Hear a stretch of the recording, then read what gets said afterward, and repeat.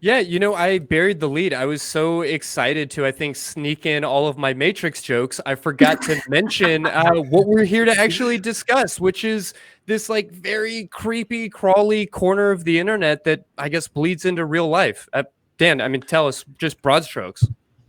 Yeah, well, okay, so the red pill phenomenon, first of all, of course, comes from the Matrix movie 1999, Wachowski siblings. Hopefully everybody knows the whole thing with that movie, right? It's Neo is talking to Morpheus, the character of that movie, and he's like, here's two pills. The red pill gets you to, kind of see the Matrix, see the world for who it is, and the blue pill is just to go back to your everyday life. So that's where this kind of phrase comes from. But what the red pill is, at least at first, is, how do I put this? A broad philosophy of different ideas about how to have sex with women, or how to get sex with women, really. Broadly written by men for other men, to get in women's pants. That's pretty Marry much a what it woman is. involved. Yeah. Now, so the red pill started in 2012 as a subreddit on Reddit, and right now has 1.7 million subscribers. Of course, it's quarantined right now, which is a thing on Reddit. Basically, it's harder to search for, and it doesn't come up on Google results as easily. But yeah, as V said, mostly for dudes, but there is a red pill women subreddit that I will point out has about 47,000 subscribers. And I'm going to guess that most of those, I don't know if most, but definitely some of those are not women. So yeah, kind of a crazy phenomenon. Isn't it partially the idea that, I mean, the sex aspect certainly ties into it very strongly, and that's usually the reason that people care about this in the first place. Sure. But it is like this whole concept of like, right, exactly. It's this concept of like, well, feminism actually is bad because men are the ones who can't get away with shit. Like women can get away with stuff because they're women, and men can't. Therefore, men are oppressed in some way. And it's complicated because it's not just one idea. It is an ideology of different kind of beliefs and theories and understandings. It has its history in kind of the pickup artist community. And of course, the pickup artist community has arguably been around since, like, I don't know, Dale Carnegie's like How to Win Friends and Influence People, right? But there was these kind of blogs and writings that happened, especially in the early to mid 2000s, that culminated in what's called the manosphere, as it's been nicknamed. And so one of these people that, a couple of people that wrote about this basically started a thing for that on Reddit, and that's kind of how it started. And it definitely should tap into some of those ideas later. But yeah, in part, it's a criticism of feminism. In part, it's a lot of pseudoscience about men and women, and just not great advice. Not great advice. We'll leave it at that. Yep. For your edification, viewers, I am going to read you one quote from this Reddit thread, this subreddit. A woman is a lock and a man is a key. If a key opens a lot of locks, it is a master key. But if one lock is opened by many keys, it's a dodgy lock. Yep. Fantastic. Yeah. Yep. Really fun. Yeah. Well, who are these people? I mean, just broadly speaking, again, who is coming to these belief systems? Well, Chrissy, I'm glad you asked, because maybe we should first start with who started the red pill, right? Do you guys actually know the answer to that? I do, but we talked about it a little bit before the show. It's Morpheus, yeah? Well, so Morpheus is the current admin, but he's actually not one of the guys that first started it. It's a guy named... and his Reddit username is PK Atheist. So, yay! The atheist community is involved in the creation of this. But the Daily Beast did an investigation a few years ago and found that Robert Fisher, who is New Hampshire Lakes Region's State House of Representative, is actually the guy who started the red pill. So somebody in our government. Are you serious? That's right. I do remember reading that. Yeah. Oh, no. Yeah. Former Democrat, now Republican Robert Fisher has gotten some flack for his views on women. Of course, when asked directly by the Daily Beast whether he has started this thing, he basically responded like, "What's a pickup artist?" Like, kind of in denial. But if you follow the trail on it, like I said, the article is there to kind of read into that a little bit. It is kind of fascinating. But yeah, he seems to be the one who kind of started this whole thing. Oh my goodness. Yeah. That's encouraging. Yeah, isn't it? Yay, really good. Local government. I mean, honestly, I just like being able to put a finger on it, at least to an extent, because usually these things feel almost inevitable in the way they sort of just bubble up from all corners. Yeah, I mean, it is pretty nebulous. And one thing to keep in mind when talking about this too is there are people who can talk about like the red pill kind of ideas without even knowing what the red pill is. Like, I think it's that common at this point. I kind of hearken it to, you can have a preacher or a pastor, and you can also have somebody who goes to church, or even somebody that doesn't go to church at all, but all their levels of Christianity are going to be different, and how they interpret Christianity is going to be different. That's kind of like the red pill, right? There's people who are hardcore into this stuff. They're making YouTube channels or they're writing books. And there's some people who maybe heard from a friend about some of these ideas, and maybe they follow a blog, but they don't know, how deep this really goes. Mm-hmm.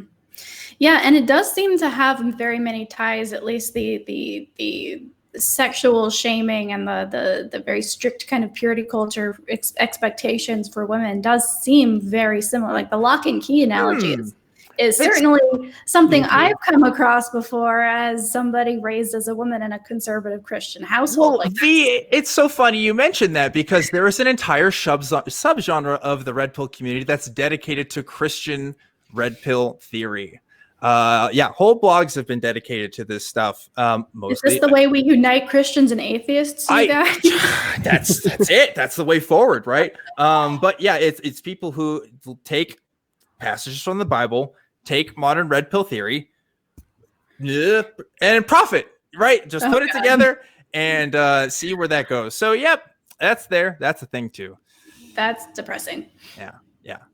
It is what it is. But I think it would be, I don't know where you want to go as far as questions wise, but maybe it'd be good to talk about like what some of these ideas actually are. We're kind of poking at the edges of it. But yeah, what are some of the hallmarks or like the necessities of it? So let me make a clear boundary line distinction right off the bat, okay? Because these kind of communities often get mixed up with other communities. Okay, so the incel community is not the same thing as the red pill community. In fact, the incel community it kind of started. It's kind of a chicken and egg situation there, but they were really kind of separate things up until recently. In fact, a lot of people, you'll see these posts on the red pill sometimes talk about how they're like former incels and stuff, because they actually have some kind of different ideas as far as their interpretation of women.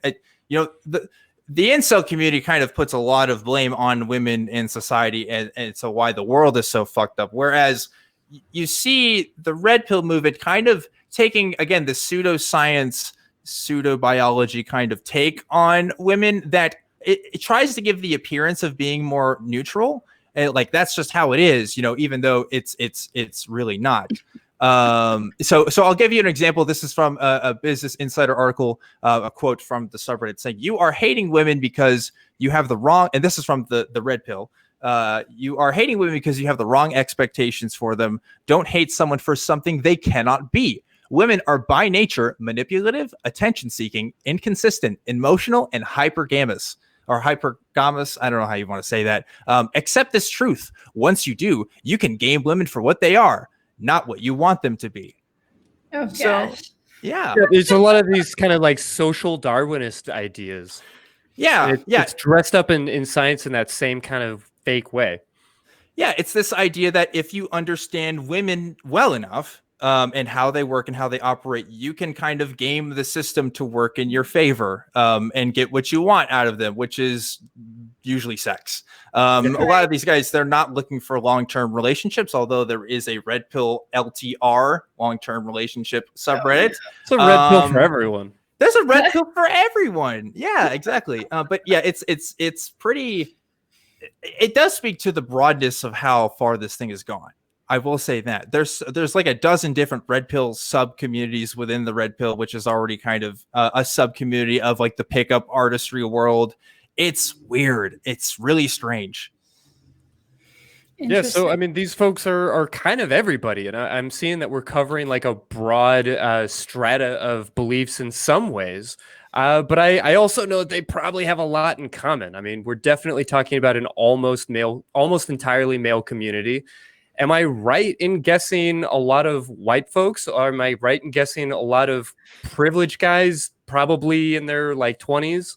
Yeah, so I don't know if the red pill community has done any, because sometimes subreddits will do like straw polls on who's actually on their subreddit and stuff, and they kind of get some demographics data. I'm not sure if the red pill has actually done that, but if you take a look at like the broader Reddit community as a whole, it's mostly white dudes in their early 20s, late teens, up to their 30s.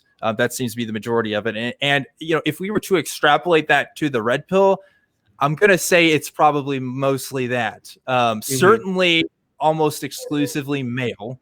And, other demographics may apply, but yeah, it's definitely a dude thing, unfortunately. Yeah, well, I mean, V touched on this, but I just think it's really fascinating. I guess, sort of the argument around feminism and around this idea of kind of being overcompensated against. Oftentimes we tell people that fit a certain demographic, you're privileged, you have all of these opportunities. And while that may be true, it doesn't necessarily mean that their lives are going the way that they were told they should or the way that they expected. And that feels to be like a big part of how these ideas take root. Yeah, well, this is going to sound really crazy, but in context, I promise this makes sense. There are some ideas you can take from the red pill that can be beneficial for you. Let me qualify this, okay? I'll give very specific examples. One of the ideas they bring around is you should be confident in yourself and not take the opinion of women as kind of your hallmark. You shouldn't. Women's approval shouldn't be something you strive for. Okay, like that by itself, like, hey, that's fairly good advice, right? Like you want to be able to live for yourself, and self-confidence is attractive no matter what gender you are, I think, or if you don't identify, like whatever, right? Like people like self-confident people. I think that's true. And another thing that the red pill folks do is they have like a lot of like weightlifting advice and stuff, and they're into like fitness and things. I don't know any examples off the top of my head of them posting anything super crazy in that regard. As far as I can tell, it's just general like kind of weightlifting stuff, because there is this idea of, and we'll talk about this in a second, of sexual market value, which is that it's like intersectional feminism, except for like trying to prove how like fuckable you are, basically. Like that's the thing, right? It's like, okay, if you have money, if you're rich, like that brings your value up. If you have if you're taller than 6 foot, if you have a certain kind of jawline, like these are all these kinds of things. It's kind of like, and I bring that up because people talk about like, how do you examine your privilege? This is how people are examining their sexual market value, because it's a weird tie-in with like libertarian kind of ideas too. Actually, we were joking before the show, and I'll click to this here. I was looking at one of the posts on the red pill right now, which is get rich slow with the miracle of compound interest 3-year update. So people are talking about their financial investments and stuff too, right? Yeah, definitely these ideas of self-made people. That's kind of a big part of the philosophy. Yes, self-improvement, like capitalized and weaponized against women in a lot of ways.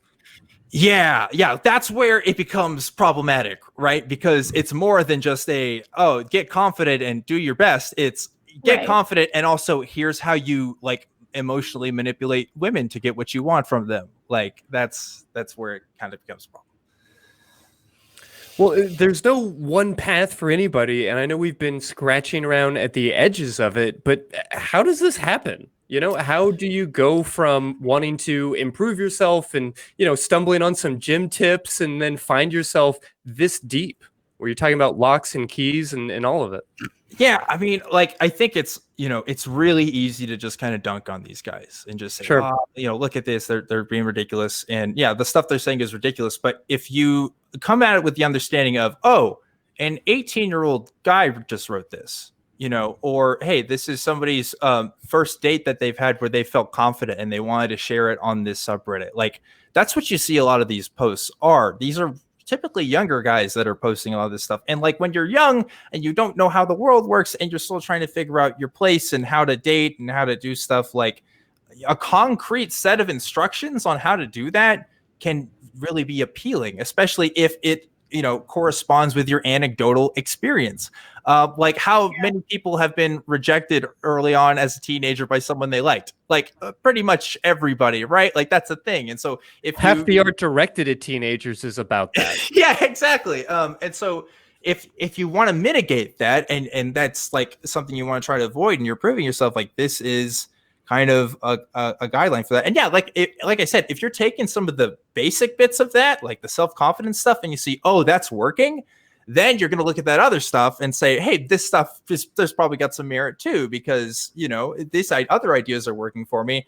We see what these people have to say, and they seem knowledgeable. They seem like, you know, there's this genre on the Red Pill of field reports, and it's literally exactly what you think. It's people reporting about either their dates or their sexual encounters, what theories they applied, specific tidbits from their conversations. And, you know, I'm not going to say that it's all made up, but I'm sure there's some embellishments in there. I don't know.